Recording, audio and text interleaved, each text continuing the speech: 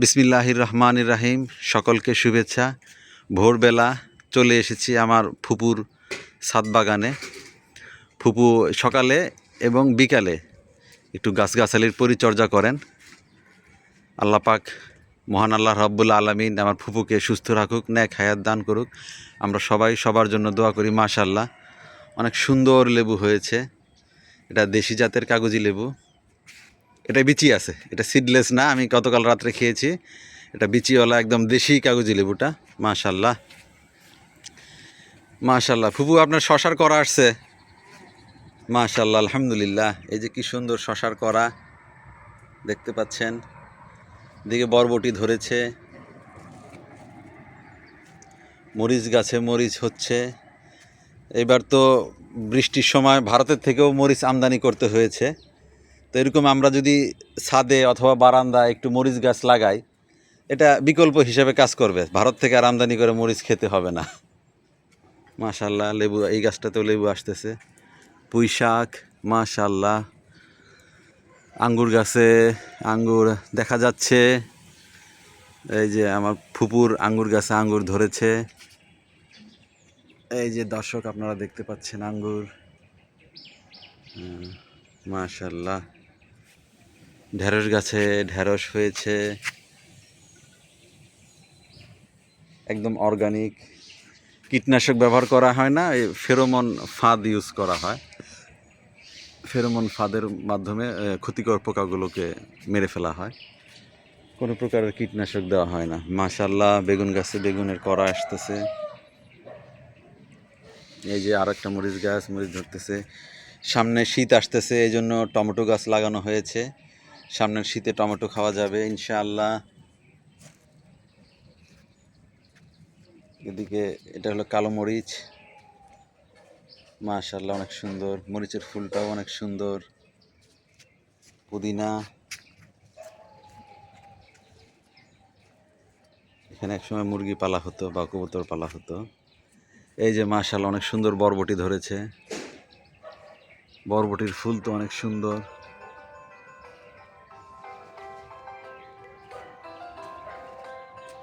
সন্ধ্যায় আবার কে ভাইজান ফোন দিয়েছে। আসসালামু আলাইকুম ভাইজান। জি ফুপু, পাবদা মাছ কি কুটায় আনবে? না, ওটা ফুপু বললো ওইটা কুটানোর দরকার নাই। পাবদা মাছ তো ছোট মাছ, ওটা নিয়ে আসেন। ওটা কুটানো লাগবে না। জি ওকে, জি আসসালামু আলাইকুম। মাশাআল্লাহ, এই যে বরবটি গাছের গোড়া দিয়ে আবার পুঁই শাক উঠতেছে। একদম সুন্দর পুঁই শাকের ডগা, আকর্ষণীয়। মাশাআল্লাহ, হ্যাঁ মাশাআল্লাহ। পটলটা খুব একটা ভালো হয়নি। হ্যাঁ, এই প্রথম হয়েছে। আপনি তো কোনো কীটনাশক দেন না, এই জন্যে তত ভালো হয় না। হ্যাঁ, পটল, বেগুন, করলা এগুলার যে কীটনাশক দিতে হয়, আমি একজনের কাছে শুনছি প্রতি 3 দিন পর পর নাকি কীটনাশক দিতে হয়। হ্যাঁ, আপনার এখানে তো কোনো কীটনাশক নাই। হ্যাঁ মাশাআল্লাহ। এই যে আমার ফুপুর পটল গাছ আপনারা দেখেন। আমার ফুপুর ডাক নামও কিন্তু পটল। হ্যাঁ, আমার দাদা আমার ফুপুকে ছোটবেলায় পটল বলে ডাকতো। আপনারাও যে চিনেন অনেকে, ওই যে ফজলুর রহমান পটল, সাবেক মন্ত্রীর মেয়ে হলো পুতুল আপা। এখন হলো যে মন্ত্রী হয়েছে, ওই কি সমাজ কল্যাণ মন্ত্রী আছে না, প্রতিমন্ত্রী। পুতুল আপা যে বনশ্রীতে বাড়ি। তো পটল স্যারের মেয়ে আমাদের এখন প্রতিমন্ত্রী পুতুল আপা। তো এই যে দেখুন কি সুন্দর পটল, মাশাআল্লাহ। হ্যাঁ হ্যাঁ, মাশাআল্লাহ। করা আসছিল অনেক, করাগুলো ওই যে মনে হয় পোকা হয়েছে, তো ওই যে ফুলগুলো আগা থেকে নষ্ট হয়ে যাচ্ছে। যাই হোক, হ্যাঁ ড্রাগন একটু লাগায়েন। ওই যে ড্রাগন গাছটা মাশাআল্লাহ ড্রাগন ধরেছে। আপনারা দেখেন এই যে এখন এই মাচাটা এই যে ক্লিয়ার করে এখানে আবার লাউ লাগাই দিছে ফুপু।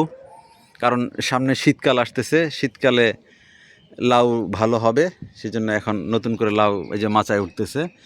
এই যে রড দিয়ে, লোহা দিয়ে, লোহার চিকন চিকন রড দিয়ে মাচা করা হয়েছে। এই যে আমার ফুপুর ড্রাগন ফল। মাশাআল্লাহ মাশাআল্লাহ। একদম অর্গানিক ড্রাগন। ফুপু ফুপু ফুপু আবার মনে হয় একটু পিঠা বানাইতেছে। শিম গাছে উঠতেছে, সামনে শীতকাল আসতেছে তো এই জন্য ফুপু শিম আর লাউ লাগাই দিছে। মাশাল্লাহ মাশাল্লাহ, এই যে শিম গাছ, মাশাল্লাহ শিমে তো ফুল আসা দেখা যাচ্ছে, ফুল আসতেছে। এই যে এখানে ডাঁটা শাকও আছে। তো ফুপু আবার ওদিকে পিঠা বানাইতে গেছে। ফুপুর ছাদে একটু লাকড়ির চুলা করেছেন না? ছাদে একটা লাকড়ির চুলা বানাইছেন।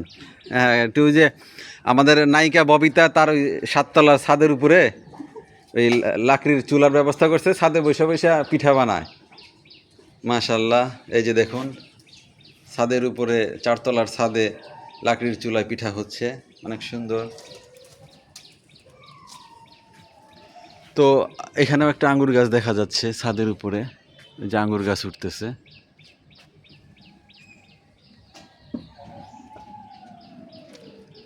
তো আমরা সবাই সুস্থ থাকার চেষ্টা করি। সুস্থতা মহান আল্লাহ রাব্বুল আলামিনের সবচেয়ে বড় নেয়ামত। আমাদের যদি অনেক টাকা পয়সা থাকে, আমরা যদি সুস্থ না থাকি লাভ নাই। সুস্থ থাকার চেষ্টা করতে হবে, আল্লাহর কাছে চাইতে হবে, আল্লাহ আমাদেরকে সুস্থ রাখুন, নিরাপদে রাখুন।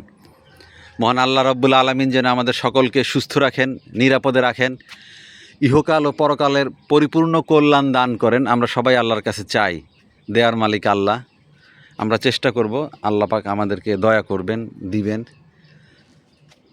মহান আল্লাহ রব্বুল আলামিন যেন আমাদের পরিপূর্ণভাবে কল্যাণ দান করেন, আমিন। আসসালামু আলাইকুম।